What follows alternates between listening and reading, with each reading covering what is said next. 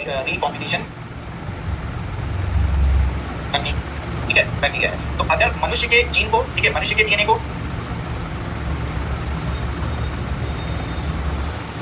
ठीक है, मनुष्य के डीएनए को और साथ ही साथ बैक्टीरिया के डीएनए को, ठीक है, जिसमें कोई ऐसा जीव, एक जेनेटिकली मॉडिफाइड जीव तैयार करें जिसमें बैक्टीरिया का भी डीएनए हो और साथ ही साथ मनुष्य का भी डीएनए हो, ठीक है, कुछ ऐसा जीव तैयार किया जाए जिसमें बैक्टीरिया का भी डीएनए हो और मनुष्य का भी डीएनए हो, यानी बैक्टीरिया के अंदर मनुष्य के जीन डाल दिए जाए या मनुष्य के अंदर बैक्टीरिया के जीन डाल दिया जाए, मतलब दो अलग अलग जीवों के, जीव एक हो गया और ये जीव दूसरा हो गया। तो जब दो जीवों के डीएनए से एक विशेष प्रकार का डीएनए तैयार किया जाए और एक विशेष प्रकार का डीएनए तैयार किया जाए जिससे कि एक अलग प्रकार का जीव तैयार हो सके, जो कि तकनीक होती है डीएनए रिकॉम्बिनेशन हो सके, जो कि एक नया काम कर सके, नए तरीके के जो है प्रोटीन बना सके। तो इस तरीके की जो तकनीक होती है डीएनए रिकॉम्बिनेशन तकनीक, ठीक है, या उसे डीएनए पुनः संयोग, ठीक है। तो इस तरीके की जो तकनीक होती है इसे डीएनए रिकॉम्बिनेशन तकनीक या डीएनए पुनः संयोजन तकनीक कहा जाता है। क्या जा रहा है बच्चों, उसने किया यही जा रहा है,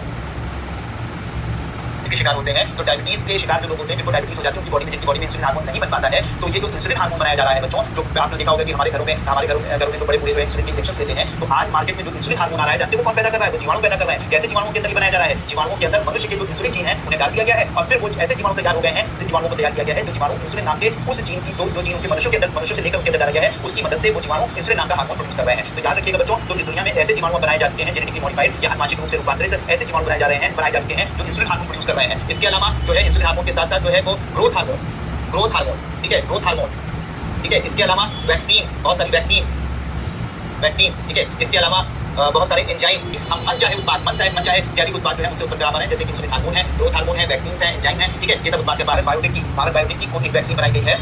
भारत बायोटेक की दुनिया की पहली, याद रखिएगा, दुनिया की पहली नाक से ली जाने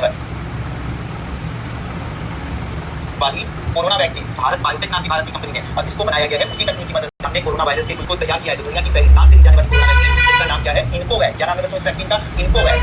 रिकॉम्बिनेशन तकनीक से, अगर आपसे पूछा जाए डीएनए रिकॉम्बिनेशन तकनीक से और सब चीजें क्या तैयार की जा रही हैं आजकल पूरी दुनिया में, तो इंसुलिन हार्मोन है, जो कि डायबिटीज के मरीज को किया जाता है। कुछ लोग तो बौने रह जाते हैं, उनके लिए ग्रोथ हार्मोन, ठीक है। कुछ लोग जो है वो जिनकी बॉडी में एंजाइम्स नहीं बनते हैं, तो उनके एंजाइम, ये सब इसी डीएनए रिकॉम्बिनेशन से काटने का काम होता है, कर रहा है। तो ये एक तरीके से जीन को काटने का काम कर रहा है। तो Cas9 प्रोटीन क्या काम करेगा? जीन को काटने का काम। तो ये कहलाएगा बायोलॉजिकल सीजर, यानी कि जैविक कैंची से कहा जाता है। क्या कहा जाता है बच्चों? जैविक कैंची कहा जाता है, ध्यान से समझिएगा। तो जैविक कैंची यानी जीनों को काटने का काम कौन सा प्रोटीन करता है? Cas9 प्रोटीन करता है, इसलिए जैविक कैंची कहते हैं, ठीक है, कैंची कहते हैं। और इसको जीन को काटने और जोड़ने की इस प्रक्रिया को क्या बोला जाता है बच्चों? इस ये जो जीन को काटने और जोड़ने की प्रक्रिया जो की जाती है, इस पूरी तकनीक को बोला जाता है CRISPR-Cas9 टेक्नोलॉजी। क्या बोला जाता है? CRISPR-Cas9 तकनीक से क्या बोला जाता है? CRISPR-Cas9 तकनीक। तो आज पूरी दुनिया में दो अलग अलग जीवों के जीन को काटना, जोड़ना, जोड़कर नए जीन बनाना, ठीक है, जीन चिकित्सा में प्रयोग करना, Cas9 तकनीक में जीन को काटने के लिए Cas9 प्रोटीन यूज करते हैं और जीन को जोड़ने के लिए डीएनए लाइगेज एंजाइम का यूज करते हैं। मेरे प्यारे बच्चों, जब दो जीवों को आपको काटना और जोड़ना है तो काटना पड़ेगा, काटने के लिए Cas9 प्रोटीन और जोड़ने के लिए डीएनए लाइगेज एंजाइम का यूज किया जाएगा। और इसी को, यानी कि इसी पूरी को बनाया था जिसकी वजह से इसको काटना और जोड़ना पॉसिबल हो पाया था। इसके लिए ये इमैनुअल चार्पेंटियर और जेनिफर एडोडेना, इन दोनों ने ये कारनामा किया था, इन दोनों महिलाओं ने ये कारनामा किया था। जीन को काटने और जोड़ने की टेक्नोलॉजी CRISPR टेक्नोलॉजी जो जिसे कहा जा रहा है, उस CRISPR टेक्नोलॉजी के जो खोजकर्ता थे, ठीक है, CRISPR तकनीक के खोजकर्ता कौन थे? ठीक है, वो खोजने वाली तो महिलाएं थी,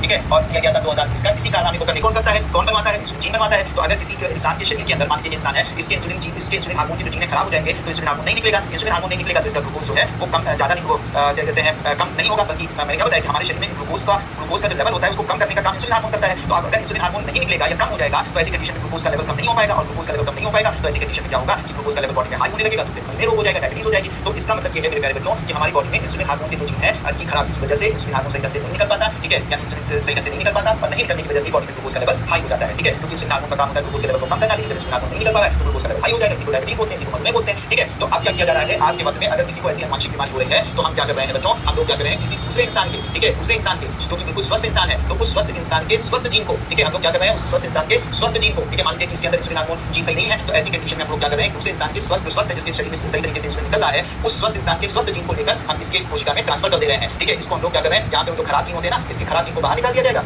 खराब जो जीन है, जो डैमेज हो चुका है, उसको बाहर कर देंगे CRISPR-Cas9 टेक्नोलॉजी की मदद से, ठीक है, यानी कि Cas9 प्रोटीन से काट करके खराब जीन को बाहर कर देंगे और स्वस्थ इंसान के स्वस्थ जीन को लेकर हम इसको क्या करेंगे, इसके अंदर ऐड कर देंगे, ठीक है। तैयार हो जाएंगे बच्चों, जो कि बिल्कुल स्वस्थ होंगी, स्वस्थ कोशिका तैयार हो गई। आपकी जो स्वस्थ कोशिका तैयार हुई, जिसके अंदर हमने जीन थेरेपी कर दी, यानी कि स्वस्थ इंसान के स्वस्थ जीन को लेकर उसके अंदर ट्रांसफर कर दिया, खराब जीन को बाहर कर दिया। अब जो स्वस्थ कोशिका तैयार हुई, इसको हम वापस इसके शरीर के अंदर जो मधुमेह रोगी था, इसको ट्रांसफर कर देंगे, ठीक है, ट्रांसप्लांट कर देंगे। अब ट्रांसप्लांट कर देंगे तो ये जो मधुमेह रोगी था, जिसके शरीर में इंसुलिन हार्मोन नहीं बन पा रहा था, ये पूरी तरीके से क्या हो जाएगा बच्चों, इसका रिजल्ट क्या होगा, ये स्वस्थ हो जाएगा। तो कोई भी आनुवंशिक बीमार व्यक्ति जिसके शरीर में सही से, कोई भी आनुवंशिक बीमार व्यक्ति जिसके शरीर में कोई भी हार्मोन, कोई भी एंजाइम या कोई भी दिक्कत हो रही है और वो जीन की वजह से हो रही है, तो आज वो तकनीक जिसकी मदद से हम खराब जीनों को निकाल कर बाहर कर देते हैं और अच्छे जीनों को लाकर हम प्रवेश करा देते हैं और फिर उस इंसान को स्वस्थ कर देते हैं। ठीक है, तो इस तकनीक को हम लोग जीन चिकित्सा के नाम से जानते हैं। इसे के नाम की बीमारी है, ऐसे में बोलते हैं। इसमें जो बच्चा पैदा होता है, ठीक है, इसमें जो बच्चा पैदा होता है उसकी मसल्स, उसकी जो नर्वस सिस्टम होता है वो सही से काम नहीं करता है। ठीक है, सही से काम नहीं करता है तो वो जो है बच्चा हमेशा जो है वो बीमार पड़ा रहता है, हमेशा जो है वो बीमार जैसा ही पड़ा रहता है। ठीक है, यानी वो बॉडी अपने पेट से उड़ भी नहीं पाता है। तो ऐसे ही बच्चे का इलाज किया गया है यहाँ पर आपके जो है हैदराबाद में। तो हैदराबाद में एक बच्चे का नाम है अयांश नाम का बच्चा है, तो उसका इलाज किया गया है। तो इसको जो है वो